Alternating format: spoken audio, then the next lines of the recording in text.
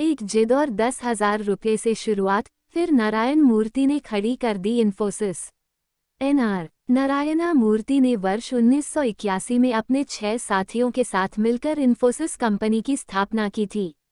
आज ये भारत की टॉप 10 कंपनियों में शामिल है और टीसीएस के बाद दूसरी सबसे बड़ी टेक कंपनी है। इन्फोसिस का मार्केट कैप 6,70,920.64 करोड़ रुपये है और अमेरिका, इंग्लैंड सहित दुनिया के कई देशों कारोबार है। एनआर नारायण मूर्ति ये नाम आज किसी पहचान का मोहताज नहीं, बल्कि देश दुनिया के कारोबारी जगत के लिए एक मिसाल बन चुका है। आंखों में सपना, एक जिद और उधार के 10,000 रुपये के साथ शुरुआत करके आज नारायण मूर्ति विश्व के बड़े उद्योगपतियों में शामिल हैं। उनकी कंपनी इन्फोसिस दुनिया भर में कारोबार कर रही है और लाखों लोगों को रोजगार दे रही है। आइए जानते हैं फर्श से अर्श पर पहुंचने वाले इन्फोसिस को फाउंडर के सफ़र के बारे में। मेहनत काबिलियत ने दिलाया मुकाम। कहते हैं इंसान अगर सच्ची लगन से कुछ करने की ठान ले तो फिर सब कुछ मुमकिन है। कुछ यही फलसफा रहा है देश की दूसरी सबसे बड़ी सॉफ्टवेयर कंपनी इन्फोसिस के को फाउंडर एनआर नारायण मूर्ति का। सादगी के साथ जीवन जीने वाले नारायण मूर्ति ऐसे इंसान हैं जिन्होंने अपनी मेहनत और काबिलियत के दम पर अपनी किस्मत को बदला और आज सभी के लिए एक प्रेरणा है। लेकिन इनकी अपनी इस सफलता के पीछे लंबा संघर्ष भी है। इसका अंदाजा इस बात से लगाया जा सकता है कि आज दुनिया भर में लोगों को रोजगार दे रही उनकी कंपनी इन्फोसिस की शुरुआत भी उधार के पैसे हुई थी। 20 अगस्त 1946 में हुआ था जन्म। इन्फोसिस के को फाउंडर एन.आर. नारायण मूर्ति का जन्म 20 अगस्त 1946 को कर्नाटक के सिलाघेता में हुआ था। मध्यम वर्गीय फैमिली में जन्मे नारायण मूर्ति 8 भाई बहनों में 5वें नंबर पर थे। उन्होंने अपनी स्कूली शिक्षा प्राप्त करने के बाद 1967 में national institute of engineering, Mysore university से इलेक्ट्रिकल इंजीनियरिंग की डिग्री ली। इसके बाद 1969 में आईआईटी कानपुर से एमटेक किया। इसके बाद उन्होंने 1970 के अंत में पुणे के पाटनी कंप्यूटर्स में बतौर असिस्टेंट मैनेजर नौकरी की शुरुआत की। कंपनी के लिए पत्नी से लिया उधार। एनआर नारायण मूर्ति की शादी सुधा मूर्ति के साथ 10 फरवरी 1978 को बेंगलुरु में हुई। शादी के बाद से ही नारायण मूर्ति की जिंदगी में बड़ा बदलाव आना शुरू हो गया। उन्होंने अपनी कंपनी शुरू करने की जिद पकड़ ली। सबसे पहले उन्होंने सॉफ्टरोनिक्स नाम से कंपनी शुरू की, लेकिन वो असफल साबित हुई। पर नारायण मूर्ति अपनी जिद पर अड़े रहे। ऐसे रखी थी इन्फोसिस की नींव। नारायण मूर्ति ने वर्ष 1981 में अपने 6 साथियों के साथ कंपनी शुरू करने का प्लान बनाया।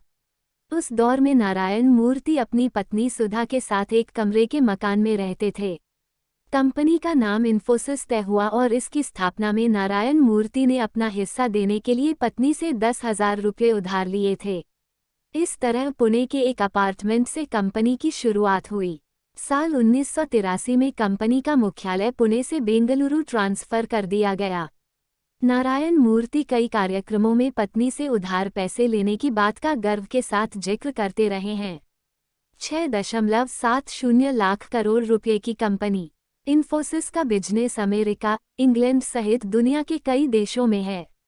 1981 से लेकर 2002 तक नारायण मूर्ति कंपनी के सीईओ रहे और उनके नेतृत्व में ये दुनिया की बड़ी कंपनियों के बराबरी में पहुंच गई। 1991 में इन्फोसिस पब्लिक लिमिटेड कंपनी में बदली और 1999 में इसके शेयर अमेरिकी स्टॉक मार्केट नैस्डैक में लिस्ट हुए। फिलहाल इन्फोसिस मार्केट कैप के हिसाब से देश की टॉप 10 कंपनियों में शामिल है।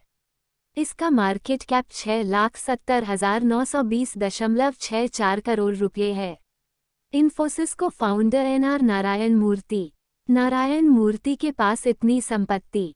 फोर्ब्स की रियल टाइम लिस्ट के अनुसार भारतीय उद्योगपति और इन्फोसिस के को फाउंडर एनआर नारायण मूर्ति की कुल नेटवर्थ 3.8 अरब डॉलर है। आज इन्फोसिस एक शीर्ष सॉफ्टवेयर कंपनी है जो व्यापार परामर्श, सूचना प्रौद्योगिकी और आउटसोर्सिंग सर्विसेज मुहैया कराती है। नारायण मूर्ति की एक बात जिसे उन्होंने कई बार कहा है, सफलता की कुंजी मानी जाती है।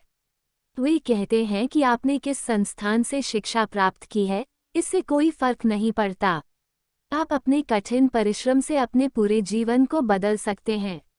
इन्फोसिस को फाउंडर की फैमिली की बात करें तो पत्नी सुधा मूर्ति के अलावा उनका एक बेटा रोहन मूर्ति और बेटी अक्षता मूर्ति है। अक्षता की शादी ब्रिटेन में पीएम पद के प्रबल कैंडिडेट और यूके के पूर्व वित्त मंत्री ऋषि सुनक से हुई है। उनकी बेटी अक्षता संपत्ति के मामले में ब्रिटेन की महारानी एलिजाबेथ से भी अमीर हैं। दामाद ऋषि सुनक भी नारायण मूर्ति के संघर्ष पर गर्व करते हैं। उन्होंने पिछले दिनों कहा था कि मेरे ससुर के पास कुछ भी नहीं था। उनकी आंखों में सिर्फ एक सपना था और मेरी सास के दिए कुछ पैसे, जिनसे उन्होंने दुनिया की सबसे बड़ी और प्रतिष्ठित कंपनियों में से एक खड़ी कर दी। इंग्लैंड में भी इस कंपनी के हजारों कर्मचारी हैं। सुनक ने कहा था कि यह एक ऐसी कहानी है जिस पर मुझे वास्तव में गर्व है। देश से लेकर विदेश तक सम्मान। नारायण मूर्ति को मिले पुरस्कारों की एक लंबी लिस्ट है।